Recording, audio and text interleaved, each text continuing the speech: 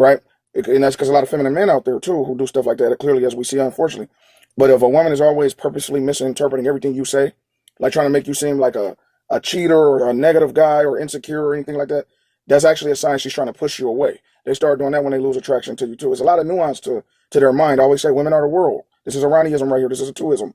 Women are the world.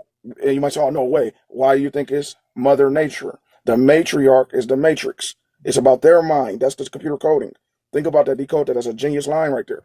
Okay? So you need to understand the coding of the female mind. And it is different. Don't let nobody fool y'all like, oh, it's the same. We're all just unilaterally the exact same, just socially different. No, we're biologically different for different purposes. They do have a purpose of nurturing the children, a maternal purpose, right? And I'm not saying they all have to have children, but you will see that come out of them a lot of times, right?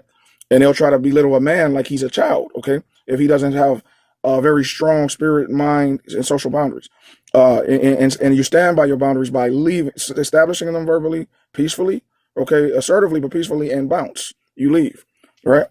Nothing speaks louder than leaving, bro. Anything, right? I used to always say, and Brother Lo T brought it up yesterday, salute to you, brother.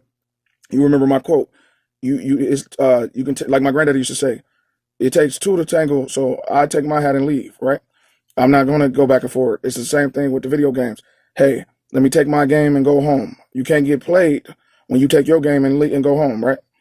And you got to apply that same kind of thought process to understand, how your absence is powerful, okay? And that's one of the only things that make them do more critical thinking about respecting your boundaries. Because if a woman clowns your boundaries, okay, and when you're trying to let her know, especially when you're first meeting, here's another thing. When you first meet these women out here, you have to start letting them know your boundaries, okay, fellas, right? And not in no crazy, wild, it ain't nothing cruel about it, because society always try to make every single thing a man says like that's masculine and stoic as toxic. It's like, no, nothing about establishing your boundaries is toxic at all, right?